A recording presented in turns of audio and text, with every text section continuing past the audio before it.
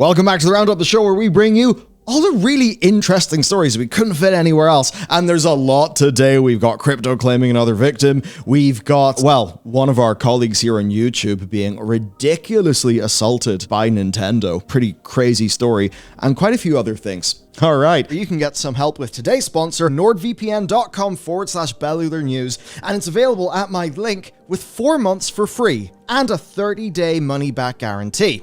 They've even got a new bundle that includes NordPass, and NordPass will handle your passwords.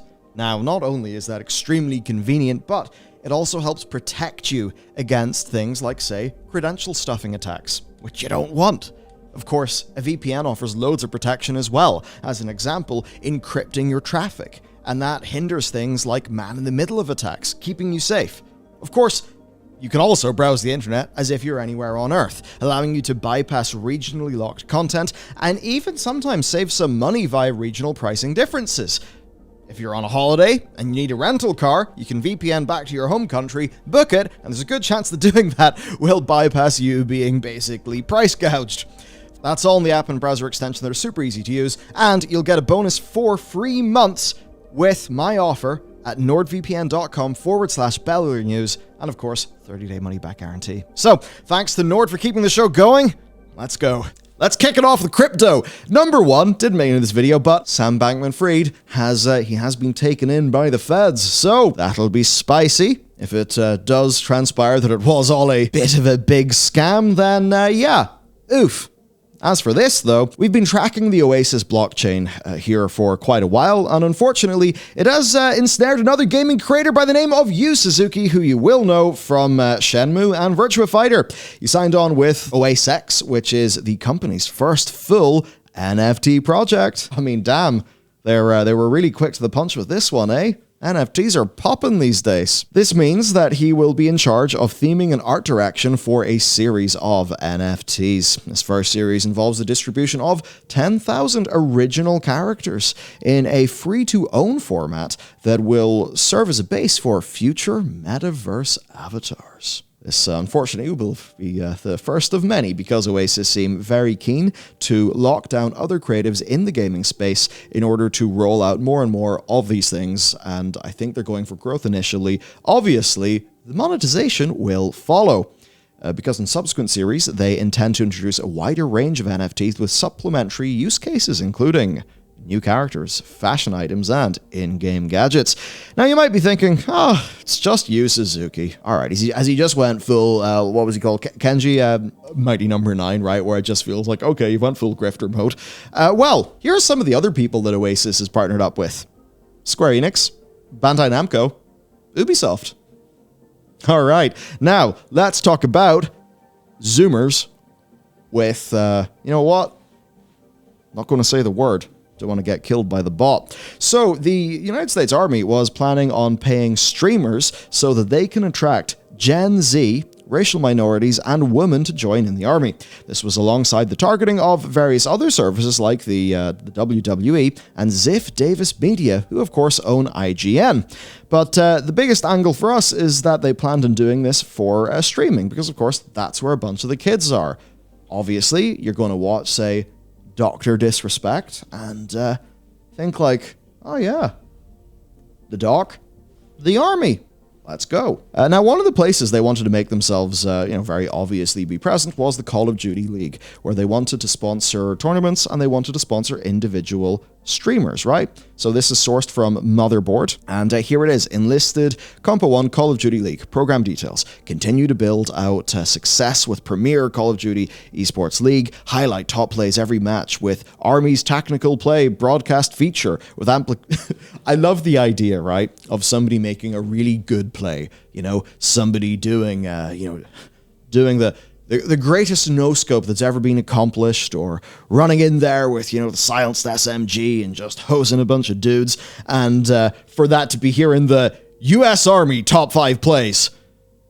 I don't want to surprise anybody, but this is not the sort of thing that actually goes on in the army, and there are actually cases where I've heard from, I've heard many veteran accounts, not just vets, of course, people who are in various armed services, they will talk about the idea that there does seem to be people who join up expecting Call of Duty, and a lot of reality really, I don't mean expecting Call of Duty fully. I don't think that people are expecting to be deployed and, go 360 people, but that some of the more harsh realities of soldiering, such as very limited amenities, perhaps being posted in a forward out, in an FOB where you don't really have all of the things that, the creature comforts.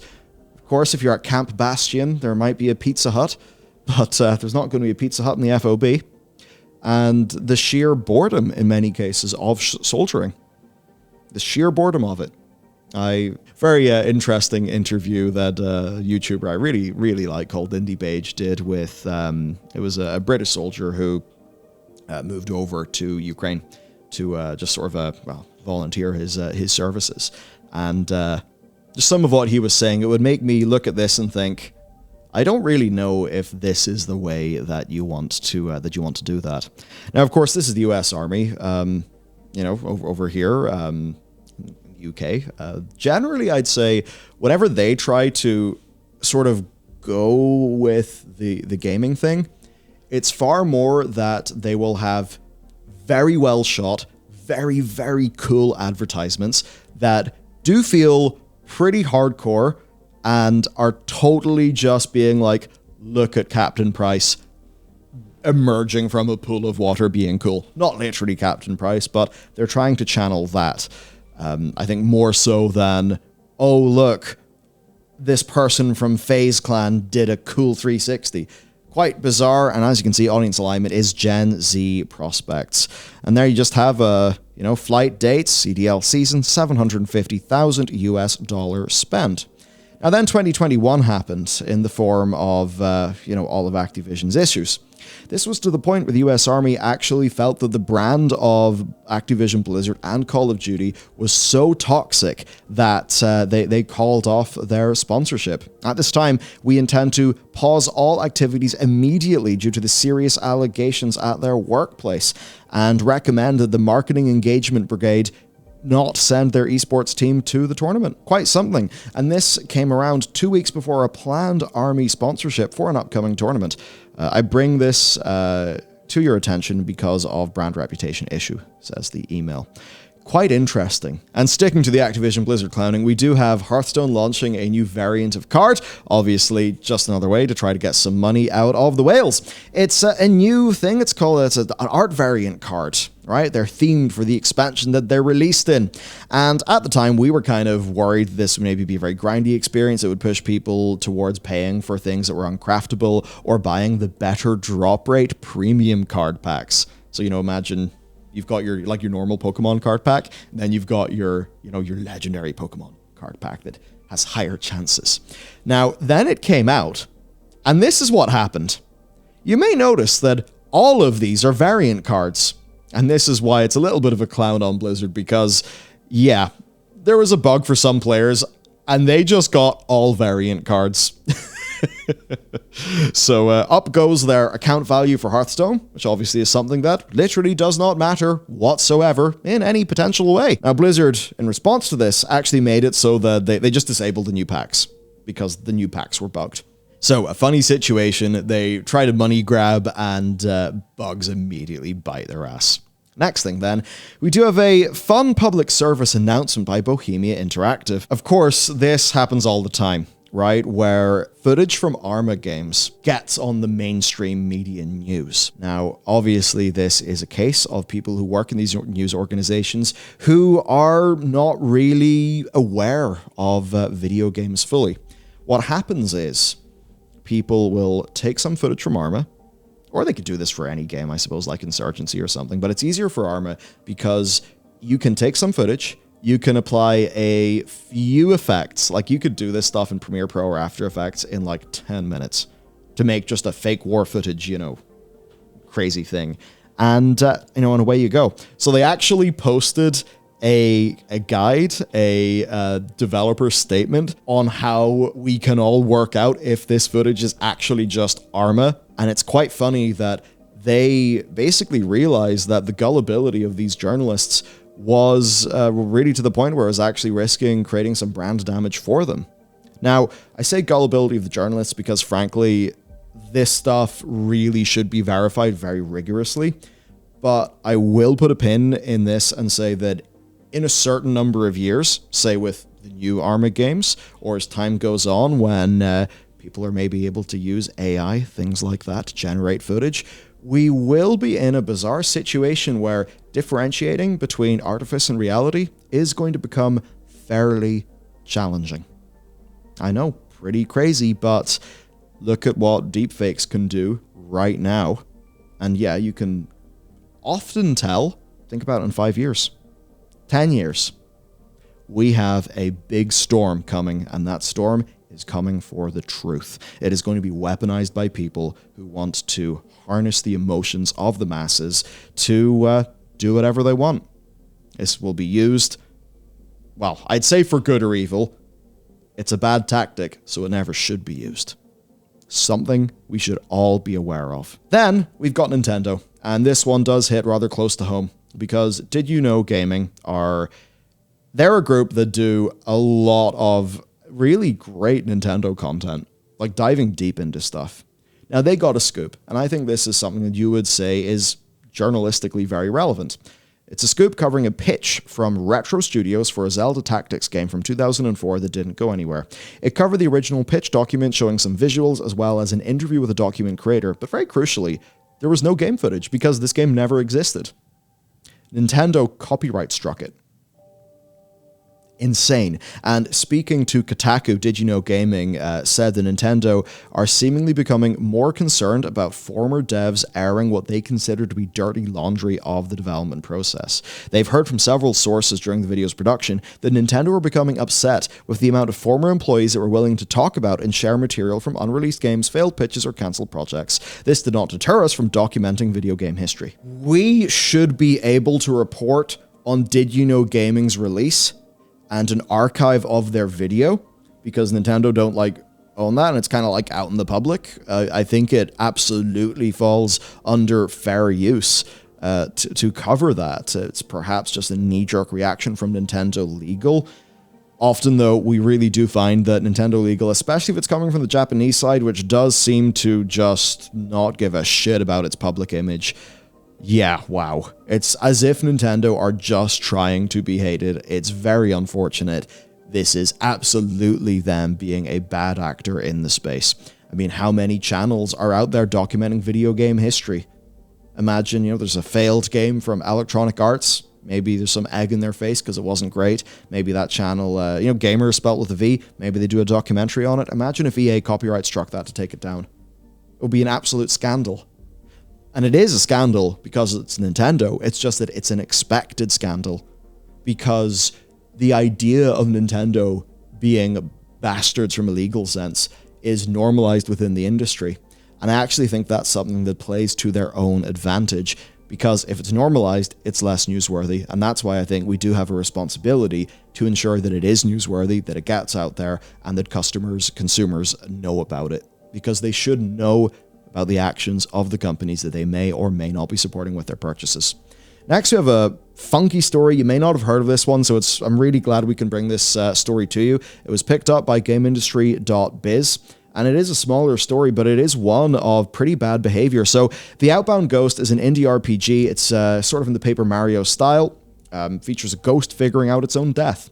It's significantly more of a complex situation now, though, because there's a mess of allegations that have led to the game being stripped from Steam and the publisher filing a lawsuit against the developer. Like that, folks, that is spice. So, the game releases on Steam. Here's our timeline. It's developed by Conradical Games, published by Digirati. The console versions are released. They lack some language support and have performance issues. The lead developer, Conrad, releases a statement on Twitter saying, get ready for this. I never wanted this version of the game to come out, but because of circumstances out of my control, this is the one that was released. And a few days later, the game was placed on Steam. Only 6 days after the last sale, he released another statement saying he did not authorize this. He then released a video statement saying that the relationship with the publisher is broken down, they're not reverting control of the sales pages for the game while they're profiting from it. He also suggested that nobody buy any version of the game based on quality issues out of his control, and that his plan after regaining control is to self-publish in an attempt to make things right with customers, including original Kickstarter backers. That is rough. Now, after that, Digirati filed a lawsuit for breach of contract and false statements, and they said this to Eurogamer. Given the sudden change in the nature of our relationship with Conrad, as well as other info we've received, we have a reasonable suspicion that forces outside either party have interfered to sow division between us from the developer side. This is an area in need of addressing. We look forward to the potential of reclaiming a positive relationship with Conradical once they can accept and acknowledge that we have not done them wrong. Utter mess. The Steam store's down, right? The results of these legal challenges obviously remain to be seen. It's a fascinating situation. I mean, if you take what Conrad has said at face value, basically this is a case of the game's not ready, the publisher will have bills because developers, what happens is they have milestone payments. That's how developers actually fund their studios while they're making a game.